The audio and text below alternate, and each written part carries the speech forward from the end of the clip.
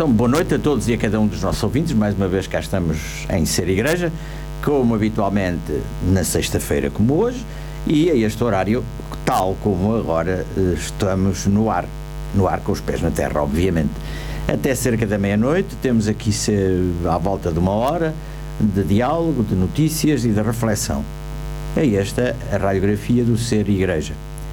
Como habitualmente, temos uma primeira parte de diálogo com alguém que nos vai ajudar a refletir sobre algum acontecimento da Igreja Universal ou da Igreja que está na Diocese de Braga, ou também, às vezes, na Diocese de Viana do Castelo, sobre algum acontecimento que é bom aprofundarmos, refletirmos, uma efeméride, etc.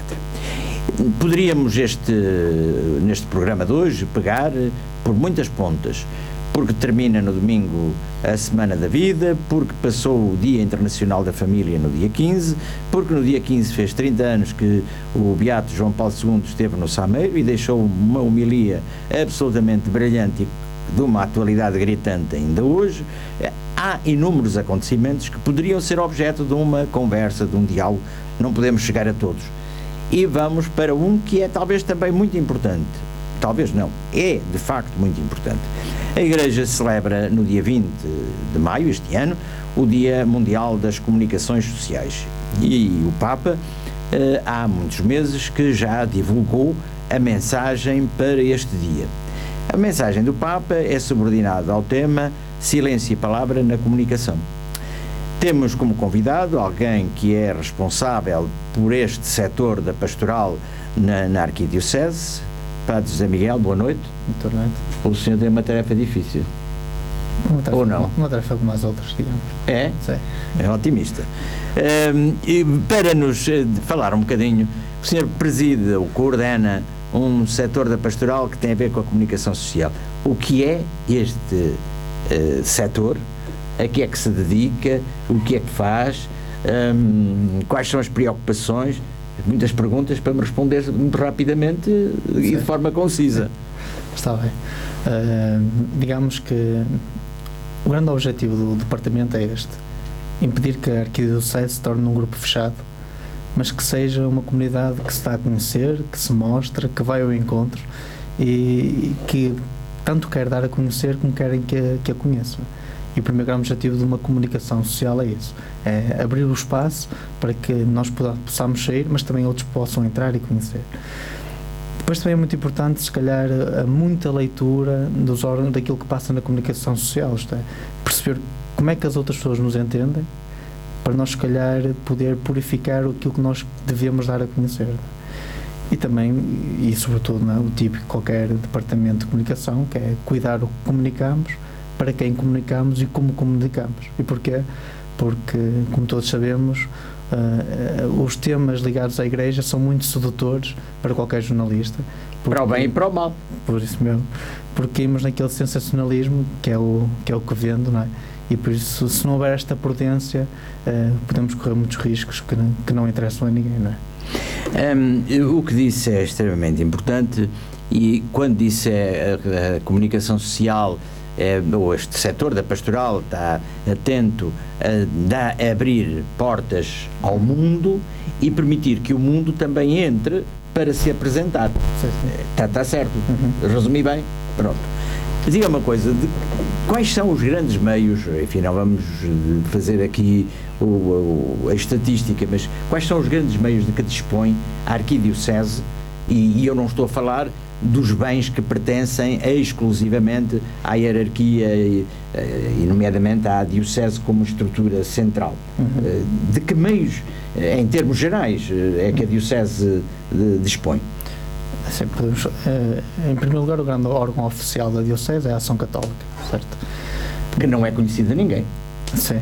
Como? Que não é conhecido de ninguém. Sim, se calhar temos de divulgá-la mais, talvez. Pois, eu acho que não é se calhar, é mesmo.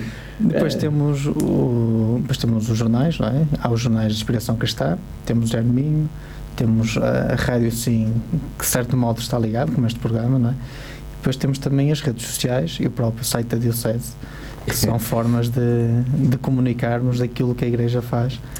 Além, tendo em conta também o próprio suplemento da Igreja Viva, que agora está ao encargo do próprio departamento da comunicação social. E que está muito bom. Eu vou-lhe fazer uma pergunta muito velhaca. muito mazinha, que é esta. O Diário de Minho é um jornal católico ou um jornal de inspiração cristã? É uma boa pergunta. É por isso que eu disse que era uma pergunta mazinha, não é? Depende do que é que se entende por um e por outro.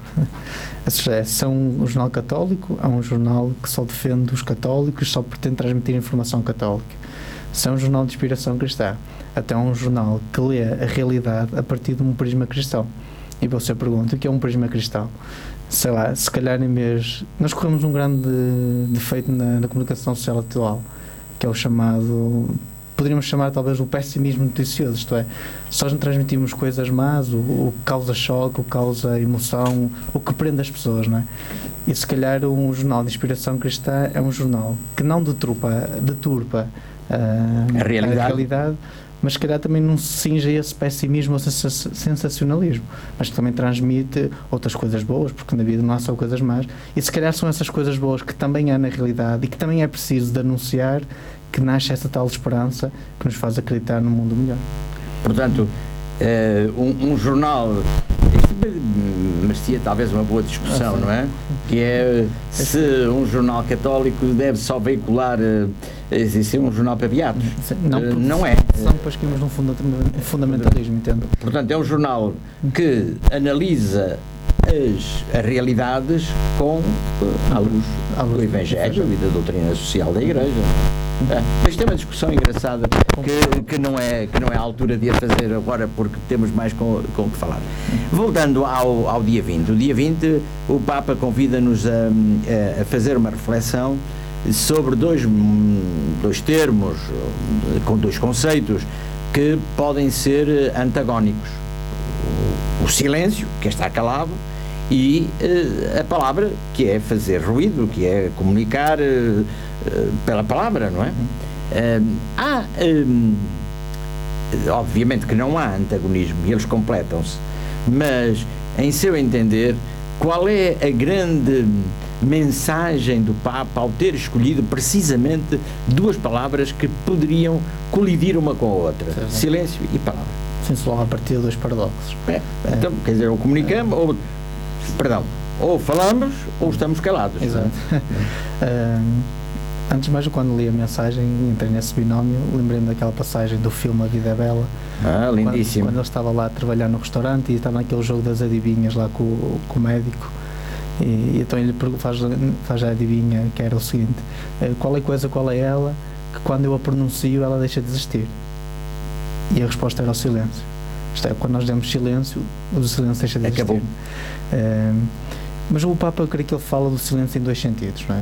No primeiro sentido como comunicação e no outro sentido como contemplação. Então ele começa lá falando que o silêncio é uma premissa para que haja diálogo, isto é, para que as palavras possam entrosar entre si, que marca o espaço entre as palavras e que marca o ritmo dos diálogos, não é? São que íamos nos monólogos e naquelas ditaduras pessoais. Então o silêncio é algo que permite a alteridade, a relação, o diálogo, não é? E depois ele parte então depois dessa experiência para o silêncio como contemplação. E vai buscar lá as redes sociais, não é? E os motores de pesquisa e faz uma leitura muito interessante e acho que eu acho a qualidade da mensagem, isto é, ele faz uma leitura muito interessante das coisas.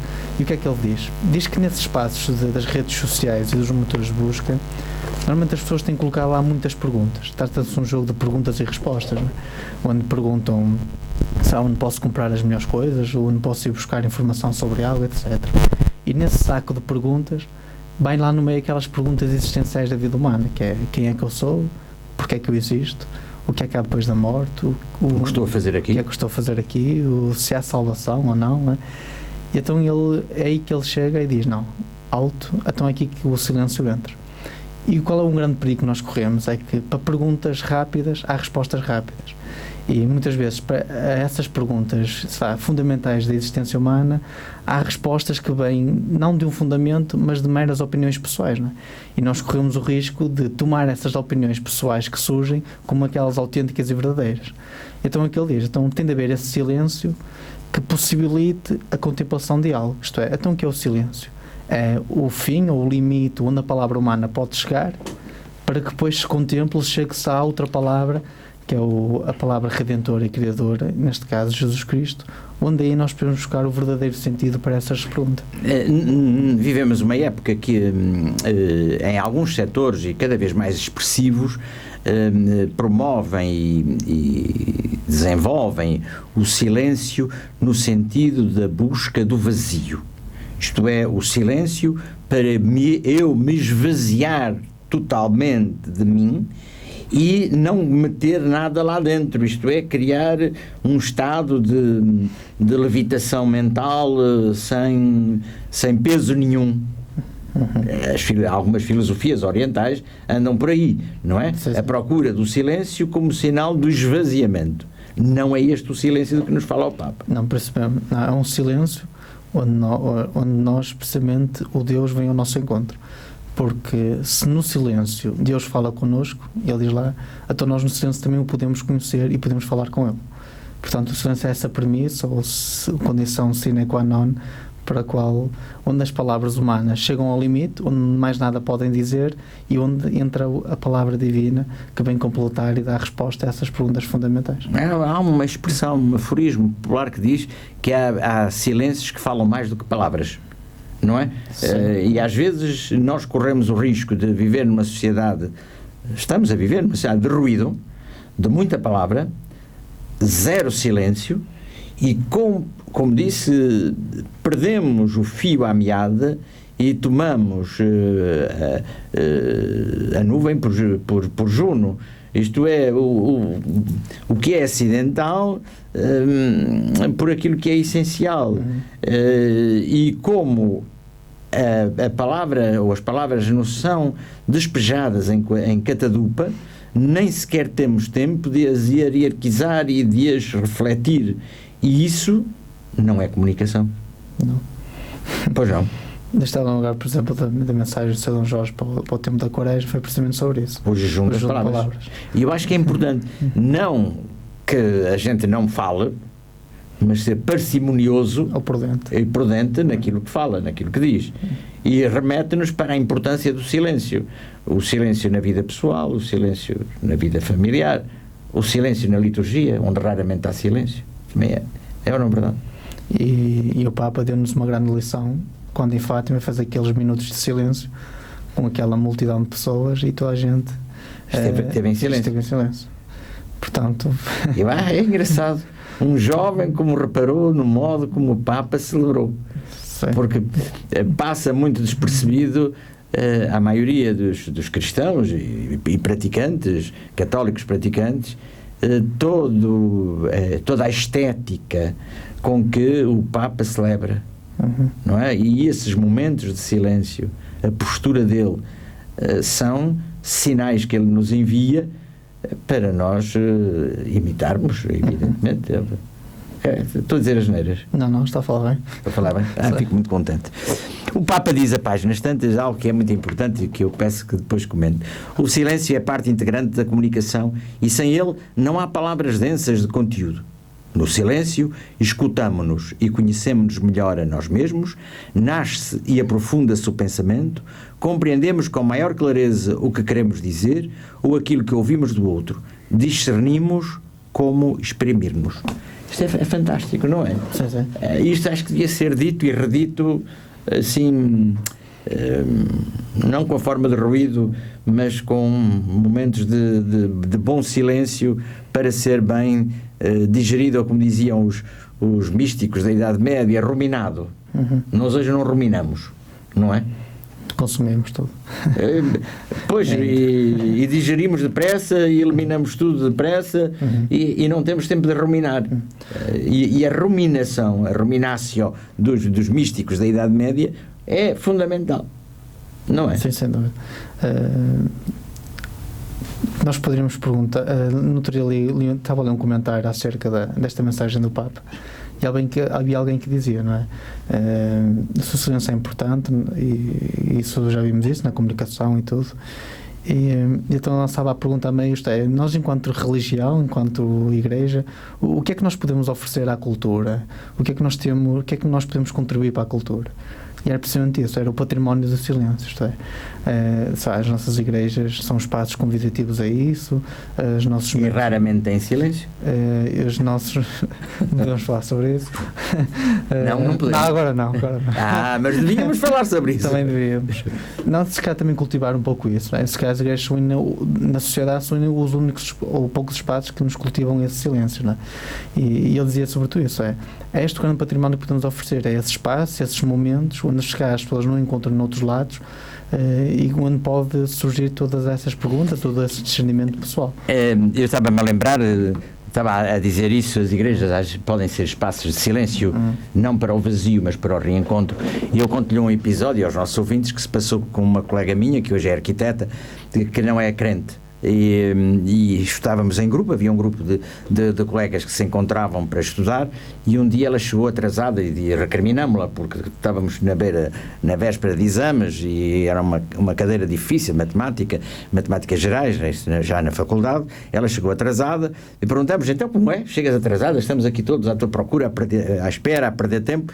E ela disse: estive numa igreja. Eu disse: vai gozar com outro, tu não praticas, não acreditas em nada. E ela disse isto que eu nunca mais esqueci, sabes, viram-se para os nossos colegas, nós éramos vários. Eu entro numa igreja porque é o único sítio onde eu me posso encontrar comigo. Tenho o silêncio que me permite encontrar comigo.